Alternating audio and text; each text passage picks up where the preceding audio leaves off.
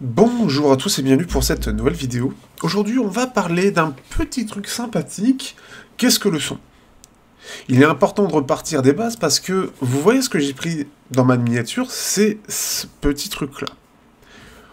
On a l'analogique, on a le numérique MP3 où c'est dégueulasse, et le 192 kHz qui est beaucoup plus précis. Cette image est complètement fausse. Qu'est-ce qu'elle induit? Elle induit que là, on a l'analogue, c'est tout lisse, donc c'est-à-dire qu'il y a énormément de détails. Le MP3, comme c'est en 44 kHz, c'est du MP3, du coup, il y a beaucoup moins de détails, c'est tout carré, mais en dessous de la courbe. C'est pas au-dessus, c'est en dessous, parce qu'il faut vendre. Et le high res, en fait, ça reste en dessous, mais c'est beaucoup plus précis, parce qu'on a beaucoup plus de fréquences. Sachez que cette image, elle est vraie et fausse en même temps. Elle est vraie parce que là, elle parle de fréquence. Alors, quelle fréquence ici, on ne sait pas. On va le voir tout de suite. Mais elle est fausse dans l'ensemble où c'est parce qu'on a du 192 kHz qu'on se rapproche de l'analogique. C'est entièrement faux. On le verra dans la petite vidéo d'après, on va essayer de faire très très vite. Donc, je vous rappelle, n'hésitez pas à aller voir cette première partie qui parle de comment fonctionne l'oreille humaine et les bases un petit peu de ce qui va être débunké. Alors, on va reprendre, je me retrouve dans mes petites vidéos. Donc, un son. Qu'est-ce que c'est qu'un son? Ici, on va prendre un son bête et méchant, un petit son tonal, et en fait, ici, on va aller voir un petit peu diverses choses. Donc, on est sur entre 20 kHz, enfin 20 Hz et 20 kHz. Si on prend ici, donc là, normalement, j'ai mes enceintes qui vont un peu se réveiller, ici. On est à 100 Hz. Donc, le son qu'on entend, c'est à peu près ça, d'accord? Si on monte un petit peu, on va aller directement ici. On est déjà beaucoup plus haut. On est 2 fois plus rapide, ce qui fait que 2 fois plus rapide, c'est 2 fois plus aigu. Si on le résume. Là, on est 3 fois plus rapide. On va aller un peu plus loin. On va aller à 1000 Hz. On n'est pas du tout sur la même chose en termes de son. Donc, c'est le système de vagues. On va voir ça juste après. Et donc, plus ces vagues sont rapprochées, plus le son va être aigu. Et donc, plus il y a d'informations entre guillemets. En fait, pour avoir un son extrêmement aigu, il faut une fréquence très très haute. Donc, si je fais oh, j'ai une fréquence qui est très basse, ce qui me permet d'avoir quelque chose de très bas. Si je fais ah, en fait, je vais resserrer, l'onde sonore va être beaucoup plus rapprochée, et donc ce qui fait que ça nous donne un son beaucoup plus aigu. Mais notre limite de l'oreille humaine, elle est de 16 000 Hz. Donc si je vais à peu près ici, c'est, comme vous l'entendez, très désagréable déjà. Pour certains, ce sera peut-être un petit peu horrible et désolé pour ça, mais on est sur une fréquence extrêmement élevée. Et au-delà de 16 000 Hz, on n'entend plus rien. Mais on ne peut pas faire un rapprochement entre les 16 000 et 20 000 Hz, on va dire, pour être le plus large possible, et le 192, puisque, en fait, en gros, le 192 kHz, c'est une fréquence qui est toujours plus élevée.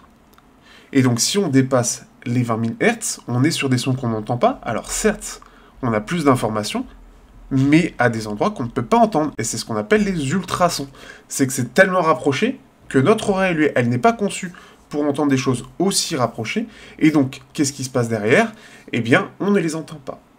Parce que techniquement, notre oreille ne peut pas emmagasiner des informations aussi rapprochées. C'est tout. Pour être un peu plus visuel, ça va être cela. Une onde sonore à 220 Hz, donc pareil, juste un truc simple, basique, pour avoir quelque chose de visuel, c'est ça. D'accord? On est sur une bande comme ça. Si on va à peu près un petit peu plus haut, à 430, hop, vous pouvez voir que ici, c'est beaucoup plus rapproché. C'est ce qui se passe. Quand je fais ça, c'est c'est ça. C'est que les ondes, elles sont beaucoup plus espacées entre elles, donc ce qui fait qu'il y a un trou et il y a un son qui va sortir de façon beaucoup plus espacée. Pour avoir de l'aigu, hop, ça donne ça. Là, on est dans à peu près les médiums, donc les voix, et la mélodie, globalement.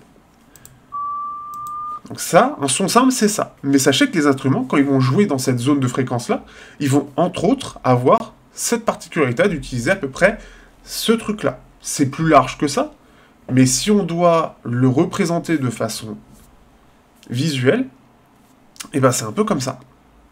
Et en fait, c'est plein de sons comme ça qui ont ces formes-là, qui s'additionnent et créent un son spécifique. Là, par exemple, et ben, c'est une fréquence sonore très très basse. Parce qu'en fait, en gros, ça fait... Et ben, c'est une vague. J'ai fait une onde sonore, c'est parce que ça fait comme ça.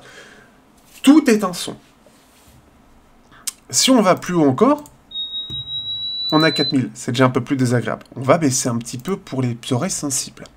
Mais vous pouvez voir que c'est beaucoup plus rapproché à 4000 Hz. C'est une fréquence de 4016 Hz. Si on est ici, on est sur une fréquence de 9200 Hz, 9500. C'est extrêmement rapproché, là visuellement on ne le voit pas, mais en fait on le voit très bien. Ce qui fait qu'on ne peut pas avoir plus d'informations que ça, puisque l'information ici, elle est à cette fréquence-là, c'est tout. Ce n'est pas possible de la modifier. Si vous modifiez, si vous me dites « Ah, j'ai envie d'avoir un peu plus d'informations, j'ai envie que, en fait, on soit à 96 kHz. » Si on doit le compresser comme ça, en fait, c'est-à-dire que vous allez rapprocher tout. Vous allez rapprocher vos fréquences, et en gros, si on va aller 1,5 fois plus vite, et c'est ça. Vous entendez peut-être plus grand-chose, déjà mes enceintes, elles ont du mal à suivre, là, mais ce qui fait qu'on se retrouve avec quelque chose de encore plus fin, parce que c'est encore plus rapide, sauf que notre oreille, elle peut pas. Parce que vous avez augmenté. Si vous dites que vous voulez un son qui soit 2 fois plus rapide pour avoir 2 fois plus de détails, tout ce que vous allez créer, c'est ça. On va passer de ça à ça. Un son 2 fois plus rapide, c'est ça. Vous déformez le son. C'est pour ça, quand vous avez des musiques qui sont ralenties, etc., si vous avez des voix qui sont ralenties ou qui sont mis en plus rapide, elles sont déformées. Elles ont un côté plus aigu. Pourquoi? Parce que ça.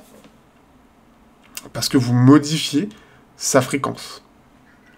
Si une voix, elle est dans la moyenne, si je fais « Ah », et que je décide d'aller plus vite, que j'ai envie qu'elle aille 2 fois plus vite, et que je mets sur mon truc de montage, au lieu que ça sonne « Ah », sans algorithme spécifique, ça va sonner « Ah ». Alors qu'en soi, elle aura rien changé, c'est juste qu'on aura mis « Tiens, 2 fois plus rapide ». Et 2 fois plus rapide, vous multipliez. C'est tout. Vous avez une fréquence qui est 2 fois plus forte, donc 2 fois plus aiguë. Parce qu'elle est 2 fois plus rapide. C'est aussi simple que ça. Alors je comprends bien, je sais que c'est pas forcément facile à comprendre comme ça, et la logique de 192 kHz, on va avoir beaucoup plus de détails, oui, mais sur des fréquences qu'on peut pas entendre. Parce qu'en fait, en gros, ce qui nous intéresse nous, c'est les fréquences qui vont à 20 000 Hz.